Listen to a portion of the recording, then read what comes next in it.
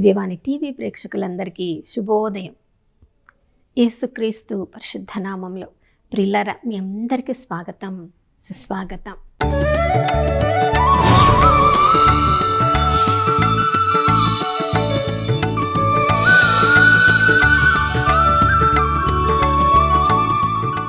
నిన్నటి దినమంతా మనం కోరుకున్న దానికంటే, ఊహించిన దానికంటే ఎంతో ఉన్నతంగా మనల్ని జీవింపచేసిన ఆ దేవాతి దేవునికి మనస్ఫూర్తిగా వందనాలు తెలియచేద్దాం.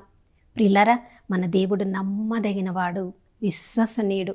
ఈరోజు కూడా మనం ఏ పరిస్థితిలో ఉన్నా కూడా మన గతము ప్రభునకు తెలుసు, మన ప్రస్తుతము ప్రభునకు తెలుసు, మన భవిష్యత్తు కూడా ప్రభునకు తెలుసు. ఎవరెవరైతే ప్రభుని నమ్ముకొని ఆయన మీద ఆధారపడి జీవిస్తారో వారందరూ కూడా ధన్యులు. నమ్మదగిన దేవుడు ఎప్పుడు కూడా ఆయనను నమ్మిన వారి చేయి విడిచే దేవుడు కాదు. ప్రియులారా, మనుషులను నమ్మినప్పుడు వాళ్ళకు వీలైనప్పుడు మనకు సహాయం చేస్తారు, కానీ దేవుడు మాత్రము మనము ఆయనను నమ్మకపోయినా ఆయన నమ్మదగిన వాడుగా ఉండి మన ప్రతి పరిస్థితిలో ఆ ప్రభుని పిలిచిన వెంటనే ప్రభుకి ఇప్పటి వరకు ఎన్నోసార్లు ఎన్నో విధాలుగా ఆ ప్రభు మనకు సహాయం చేశారు. మరి ఆ ప్రభుని ఎంతగా మనం స్తుతించాలో కదా.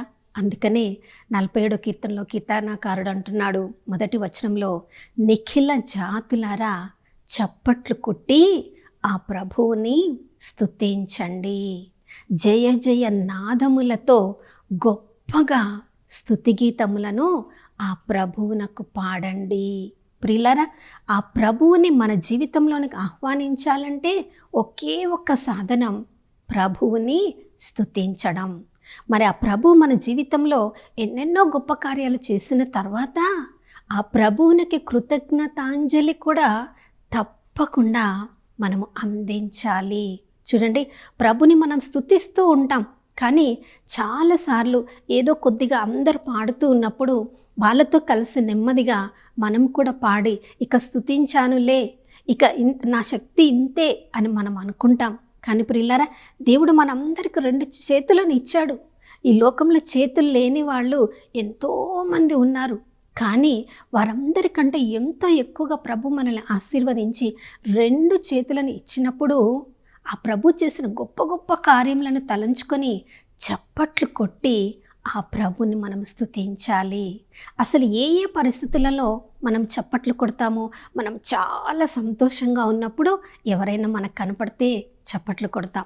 ఎవరైనా ఏదైనా మంచి కార్యం చేస్తే వాళ్ళను మెచ్చుకోలుగా ఉండడానికి చప్పట్లు కొడతాం. చూడండి, కొంతమంది అవహేళన చేయాలని చూస్తే కూడా వాళ్ళు చేస్తా అన్న పని వాళ్ళు చెయ్యలేనప్పుడు వాళ్ళని మనం హేళన చేస్తూ కూడా కొన్నిసార్లు చప్పట్లు కొడతాం. ఈ లోకంలో ఇన్ని రకాల పరిస్థితులకు చప్పట్లు కొట్టడానికి మనం ఉపయోగించుకుంటున్నప్పుడు, కానీ దేవాతి దేవుణ్ణి మనం స్తుతించడానికి చప్పట్లతో ప్రభుని స్తుతించాలి. నిఖిల జాతులారా మీరందరూ కూడా చప్పట్లతో ప్రభుని స్తుతించండి, జయ జయ నాదములతో ప్రభుని స్తుతించండి అంటున్నాడు. చూడండి ప్రియులారా, చూడండి, మనం రాజుల 2వ గ్రంథంలో మనము చూస్తూ ఉన్నప్పుడు అతల్య రాణి ఆమె రాణిగా ఉండాలి అని ఆ రాకుమారులందరినీ కూడా చంపింపచేసి తను రాజ్యాధికారాన్ని అనుభవించాలనుకున్నప్పుడు, చూడండి, ఆ రాజు యొక్క చెల్లి, తన రాజు యొక్క కుమారుడైన యోవాషు చిన్న బాలుడు, ఆ బాలుని మాత్రము 7 సంవత్సరముల వరకు తను జాగ్రత్తగా కాపాడింది.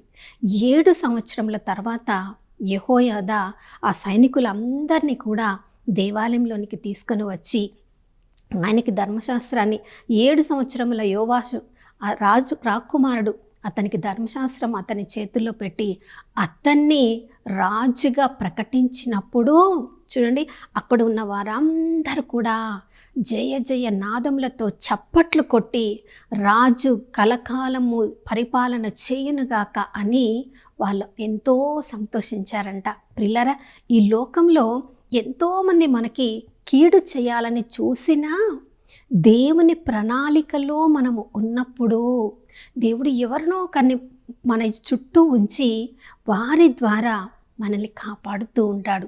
యోవాషు చిన్న బాలుడు అయినప్పటికీ కూడా చూడండి, అతడు తనను తాను కాపాడుకోలేని పరిస్థితిలో ఉన్నాడు.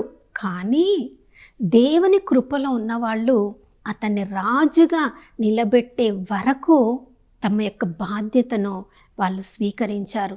ఆయనను రాజుగా నిలబెట్టిన తర్వాత ఆయనను రాజుగా నిలబెట్టిన ఆ దేవాతి దేవునికి చప్పట్లు కొట్టి ఆ ప్రభుని స్తుతించి ఉండవచ్చు. అతడు రాజుగా నిలబడ్డాడు కాబట్టి అతనికి కూడా చప్పట్లు కొట్టి ఉండవచ్చు. నా ప్రియ సహోదర సహోదరి, మనందరి జీవితంలో ఎన్నెన్నోసార్లు మనం కూడా ప్రార్థనా సమావేశంలోకి వెళ్తూ ఉంటాం. అందరూ ఎంతో ఆనందంతో సంతోషంగా స్తుతిగీతములను పాడుతూ ఉన్నప్పుడు వాళ్ళందరూ చప్పట్లు కొట్టి ప్రభువులో లీనమై ప్రభు సన్నిధిని అనుభవిస్తూ ఉన్నప్పుడు మనం మాత్రము వాళ్ళను చూస్తూ మనం ఎందుకు ఆ ప్రభువులో ఆనందించలేకపోతున్నామంటే మనం పూర్ణ హృదయంతో, పూర్ణ ఆత్మతో, పూర్ణ శక్తితో అప్పటి వరకు మన జీవితంలో ఎన్నో గొప్ప కార్యములు చేసిన ఆ దేవాతి దేవుణ్ణి మనము పూర్ణ హృదయంతో స్తుతించలేకపోతున్నాము. మనము చప్పట్లు కొట్టడానికి ఈ లోక విషయంలో కొరకు ఉపయోగిస్తున్నామే, కానీ మనల్ని ఇంత సుందరంగా మనల్ని తీర్చిదిద్దిన అన్ని అవయములు ఏ లోటు లేమి లేకుండా మనకు అన్నీ కూడా సమకూర్చే దేవుణ్ణి రోజుకి ఒక్కసారైనా చప్పట్లు కొట్టి స్తుతిగీతములతో అది దేవాతి దేవుణ్ణి ఆరాధిస్తున్నామా? ప్రియులారా, మనకు అన్ని మంచి చేసే దేవునికే వందనములతో చప్పట్లు కొట్టలేకపోతున్నాం. కానీ బైబిల్ గ్రంథంలో గొప్ప గొప్ప దైవజనులను చూసినప్పుడు వాళ్ళు కష్టాలలో, శ్రమలలో కూడా చప్పట్లు కొట్టి పెద్ద స్వరములతో ఆ ప్రభుని స్తుతించగలుగుతున్నారు. అందుకనే వాళ్ళ పేర్లు బైబిల్ గ్రంథంలో రాయబడ్డాయి. పౌలు, సిలాసులు చూడండి, అపోస్తల కార్యంలో మనం చదువుతూ ఉన్నాం.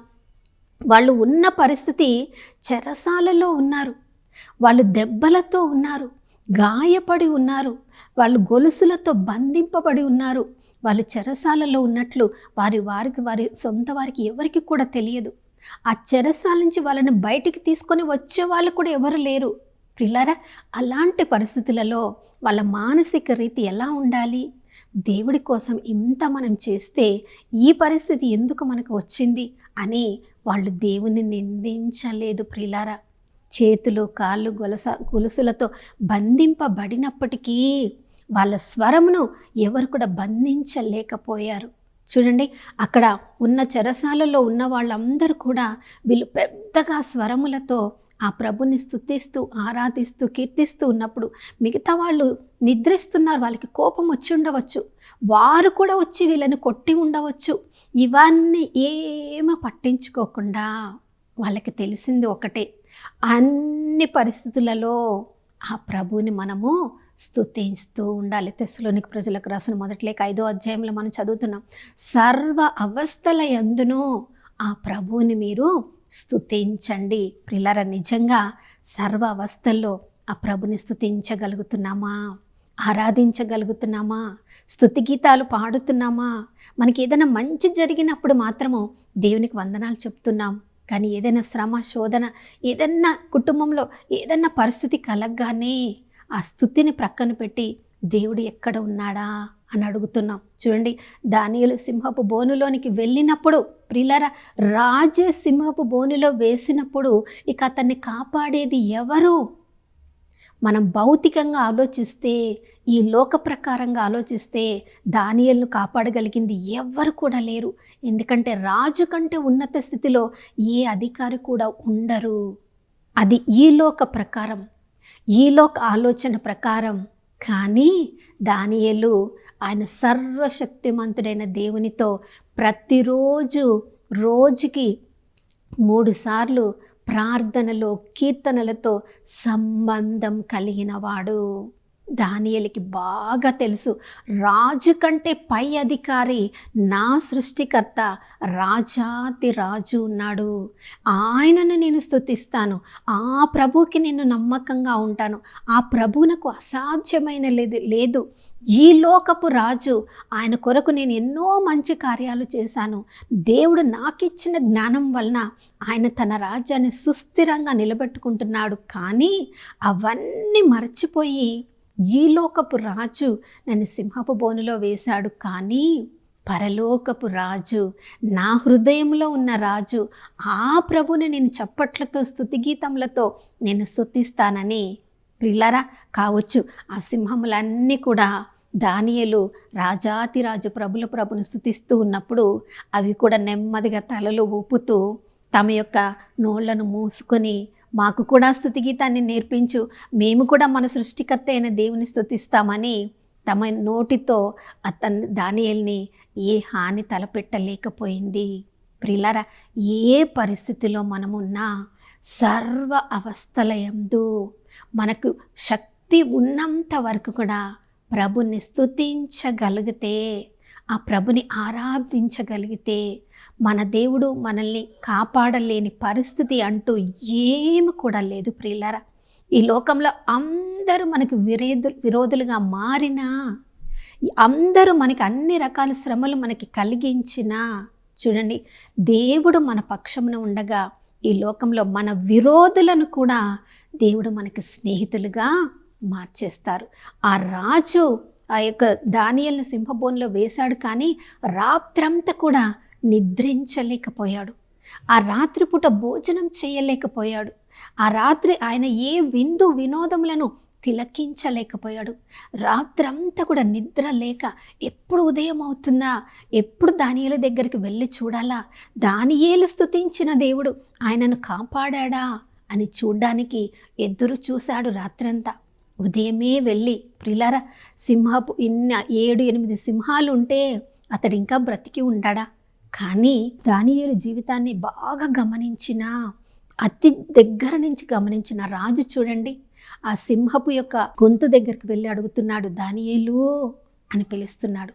ఆ రాజు, అన్యుడైన రాజుకి ఎంత నమ్మకం, దానియేలు స్తుతించిన దేవుడు దానియేలును తప్పకుండా కాపాడతాడని. ఆ ప్రశ్న అడుగుతున్నాడు చూడండి, నీవు స్తుతించిన దేవుడు, నీవు ప్రార్థించిన దేవుడు దానియేలు నిన్ను కాపాడా?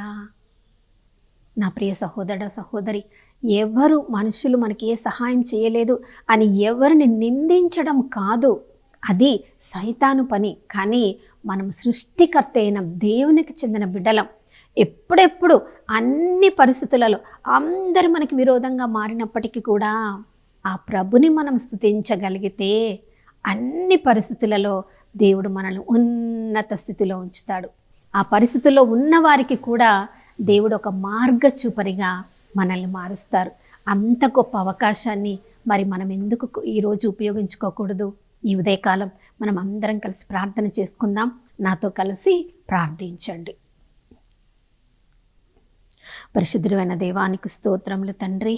నాయన, బైబిల్ గ్రంథంలో ఎంతోమంది గొప్ప గొప్ప దైవజనులను చూసినప్పుడు ప్రభా, వాళ్ళ హృదయము స్తుతిగీతములతో నీ వైపు చూసినంత వరకు అయ్యా, వాళ్ళ జీవితము కూడా విజయ పథంలో ముందుకు సాగిపోయింది.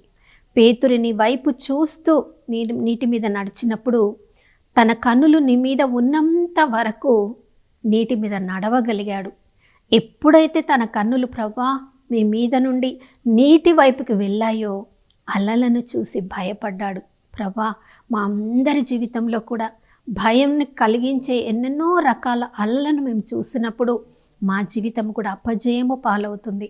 కానీ తండ్రి అయ్యా, ఎప్పుడెప్పుడైతే స్తుతులతో స్తోత్రములతో నాయన కీర్తనలతో మా హృదయంలో ప్రతి క్షణం మిమ్మల్ని స్తుతిస్తూ ఉన్నప్పుడు రాజాతిరాజు ప్రభుల ప్రభు మా హృదయ సింహాసనంలో ఆయన వేంచేసి ఉన్నారని నాయన విశ్వాసముతో ప్రతి క్షణము మీకు వందనములు తెలియచేస్తూ ఉన్నప్పుడు ప్రతి విషయంలో మమ్మల్ని విజయవంతులు చేసే దేవుడవయ్యా, మీకు స్తోత్రం. ఈరోజు ఈ ఉదయకాలంలో నాతో కలిసి ఎంతమంది ప్రార్థన చేస్తున్నారో వారందరి పరిస్థితి మీకు తెలుసు తండ్రి.